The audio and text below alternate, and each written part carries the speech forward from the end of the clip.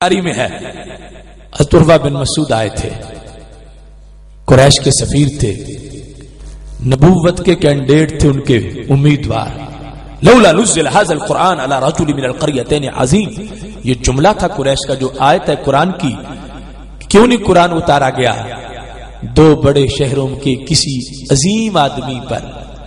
کس؟ ولید بن مغیرہ پر یا عروہ بن مسعود پر؟ یہ ان کی ڈیمانڈ تھی. مکہ سے نبی بنے تو ولید بن مغیرہ، طائف سے بنے تو عروہ بن مسعود. کہتے ہیں اللہ تو نے کسے بنا دیا؟ رب نے فرمایا میں نے عظیم ہی کو بنایا ہے. وہ عروہ بن مسعود جس کو نبوت کا امیدوار نامزد کیا ہوا تھا، حدیبیہ میں آ گئے. بخاری شریف میں حدیبیہ میں آئے تو دل دے بیٹھے. ان کا نبوت کا امیدوار ادھر سرکار کی زلف کا اسیر ہو گیا. ہوا کیسے؟ ملا اسے یہ توحید کا سبق کیسے؟ توحید کی سمجھ آئی عشق رسالت سے، اور عشق رسالت کا پتہ چلا صحابہ کی محبت سے. اب وہاں پر انداز کیا تھا؟ عروہ بن مسعود کو اللہ کا پتہ چلا. انداز یہ تھا، انہوں نے کہا وفدت علی الملوک وفدت علی کیسر وکسرى والنجاشی واللہ ان رأیت مالکا يعظمہ اصحابہ ما يعظم اصحاب محمد محمدا صلی اللہ علیہ وسلم. اے قریش، میں کیسر کے پاس بھی گیا، میں کسرا کے پاس بھی گیا، میں نجاشی کے پاس گیا. رب کی قسم ہے آج تک وہ نظر نہیں آیا جو حدیبیہ میں دیکھ آیا ہوں. قریش حیران رہ گئے.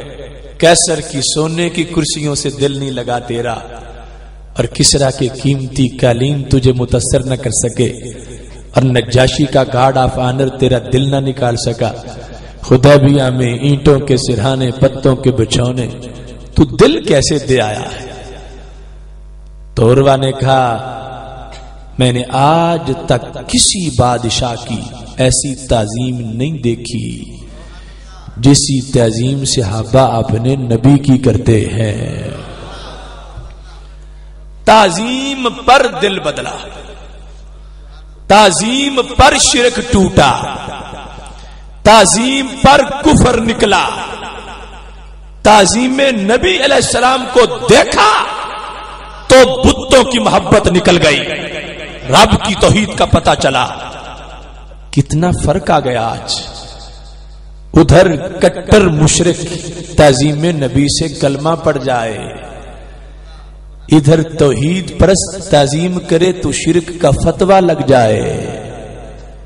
شرک ٹھہرے جس میں تعظیم حبیب، اس برے مذہب پہ لعنت کیجئے. حدیبیہ لفظ بخاری میں ہے، کہا قریش مکہ جس دن سے مدینہ دیکھ لیا ہم ساری بہاریں بھول گئے.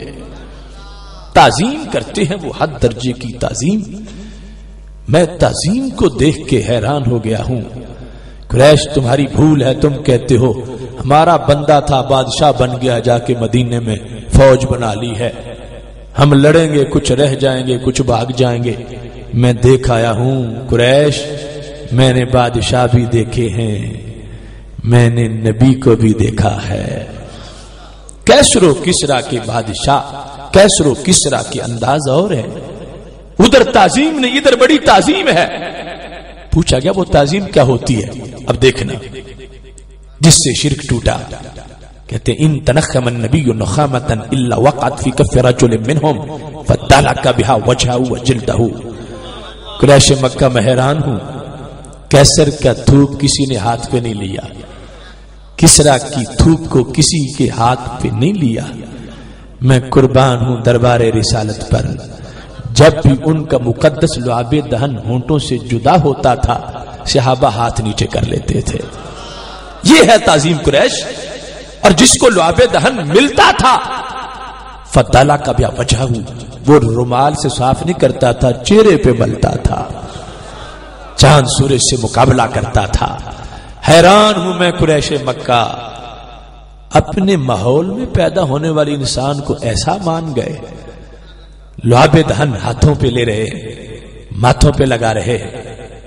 معیار دیکھو، ادب کیسا. جو شرک توڑے وہ صحابہ کا انداز اور وہ ہمارا انداز. میں بابوانگے دوہل کہتا ہوں صحابہ کا عقیدہ تمہیں ان منحوسوں کے پاس نہیں ملے گا. کیوں؟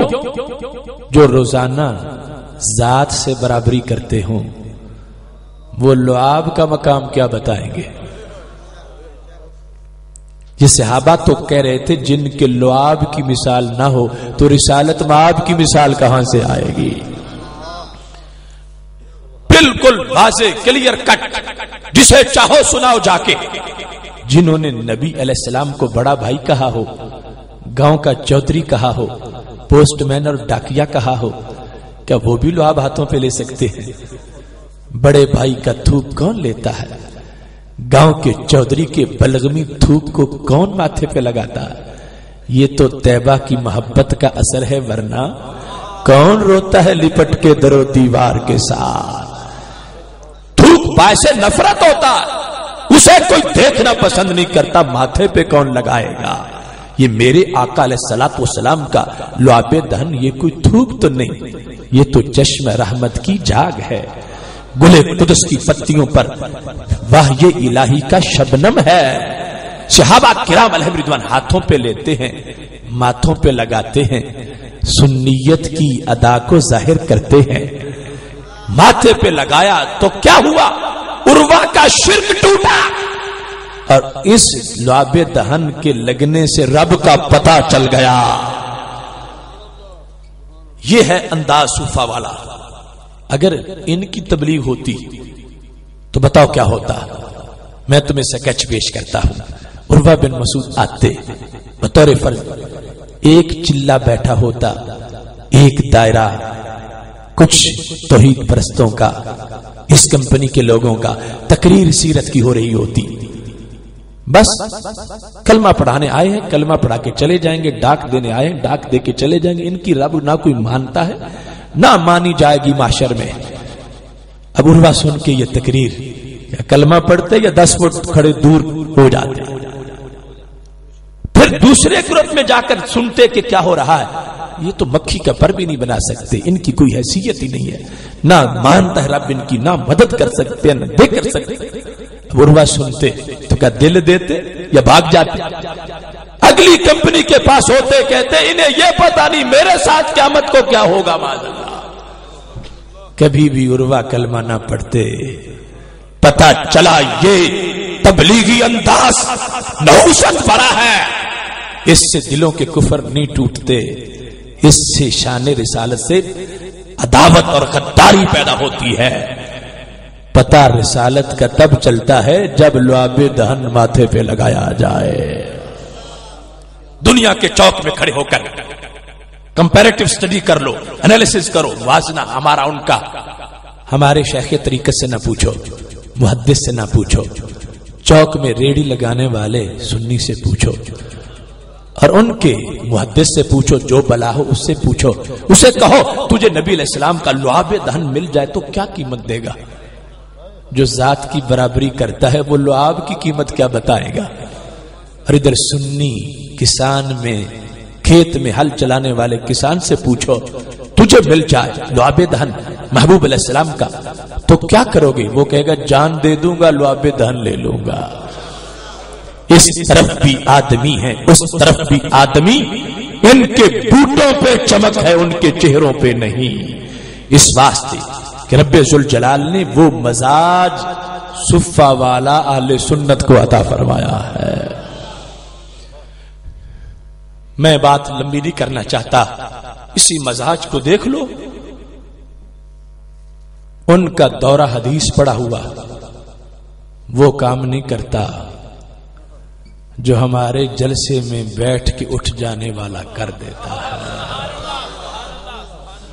ان کا 10 سال پڑھ کے نکلے، معاشرے میں ابو اندھیرا ہوتا ہے.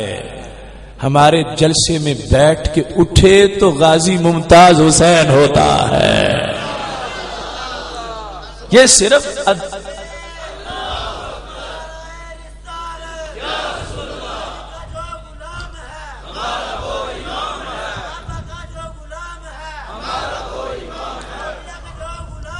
دیکھو انداز ہے صرف، ادھر پڑھ پڑھ کے کوئی پتہ ہی نہیں. ادھر ایک تقریر سنے تو غازی ثاقب شکیل جلالی ہوتا ہے. یہ سارا اس پروسیس کا انداز ہے. کروڑوں سلام ہوں ہمارے بزرگوں کی ارواح کو. خواجہ خواجگان حضرت پیر سید نور الحسن شاہ صاحب بخاری، آستان عالیہ حضرت کیلیاں والا شریف، انہوں نے میرے مرشد کامل حضرت حافظ الحدیث پیر سید محمد جلال الدین شاہ صاحب رحمہ اللہ تعالیٰ کو بریلی شریف پڑھنے جب بھیجا تھا، ہمارے استاذ محترم استاذ الکل مولانا محمد نواز صاحب نقشبندی کیلانی رحمہ اللہ تعالیٰ مدینۃ العلم گوجرانوالا والا، وہ فرماتے ہیں ہفتہ گزر گیا تھا، شاہ صاحب خوش نظر نہیں آتے تھے، سبق بڑے اچھے ہو رہے تھے. میں پریشان تھا کہ بڑے شوق سے آخری مہر بریلی شریف سے لگوانے آئے تو شاہ صاحب خوش نہیں. ایک صبح جب میں اٹھا تو مسکرا رہے تھے، محسوس ہو رہا تھا کہ ان کا گزر ہوا، کلیاں کھلی ہوئی تھی، فضا میں بہار تھی. میں نے پوچھا شاہ جی آج خوش بڑے ہو؟ کہا جب سے آیا تھا مجھے فکر تھی کہ ہم روزانہ پڑھتے تھے کالا کالا رسول اللہ صلی اللہ علیہ وسلم، مجھے فکر تھی کہ کیا ہمارے آقا علیہ الصلوۃ والسلام کو ہمارا پڑھنا منظور بھی ہے یا نہیں. آج رات تشریف لائے، فرات جلال الدین تمہارا پڑھنا بھی منظور ہے، تمہارے اساتذہ کا پڑھانا بھی منظور ہے. یہ دیکھو یہ انداز ہماری درسگاہوں کا، یہ صورتحال ہے، یہ تربیت ہے، یہ اچھا عقیدہ ہے. یہاں بچہ درسگاہ میں ہوتا ہے، داخلہ مدینہ شریف سے ہوتا ہے. اس وجہ سے آگے ہر طرف اہل سنت و جماعت کی برکات ہیں. آج دیکھو گستاخیوں سے حالات خراب تھے، دھواں اڑ رہا تھا. ایک مرد حق پرست اٹھا، اس نے سارے قرضے اتار دیے. کیا شان ہے ممتاز حسین قادری تیری، تیری ایک گولی نے ہزاروں تقریروں سے بڑا کام کر کے دکھا دیا. تحفظ ناموس رسالت کا مضمون کیا کس اچھے انداز میں سمجھایا ہے. دور دور تک گستاخانہ سوچ کی کمر ٹوٹ گئی ہے اور فیض نکلے گا صدیوں تک، نور بکھرے گا صدیوں تک. یاد رکھیں غازی ممتاز کو کرنٹ لگانے والے، چمن پہ بجلی گرانے والوں، چمن کا اس میں بھی فائدہ ہے. جلیں گے مل کے تو جو آشیانے تو دور تک روشنی رہے گی. اس کردار سے صدیوں تک نور آئے گا. امام ابن حجر اسقلانی نے لکھا الدرر الکامنہ کی 3 جلد میں، وہ محدثین کے استاذ امام ابن حجر، وہ کہتے ہیں 8ویں صدی ہجری کا زمانہ تھا، منگولوں کا ایک بہت بڑا فنکشن ہو رہا تھا، تاتاری جنہیں کہا جاتا ہے. ان میں سے کچھ عیسائی ہو چکے تھے اور بڑے بڑے عیسائی سکالر انہوں نے منگوائے ہوئے تھے. ایک بدبخت بے لگام تقریر کر رہا تھا تو اس نے سمجھا کہ مجمع سارا گستاخوں کا ہے تو میں کچھ کہہ دوں گا مسلمانوں کے نبی علیہ السلام کو، تو کون مجھے پوچھے.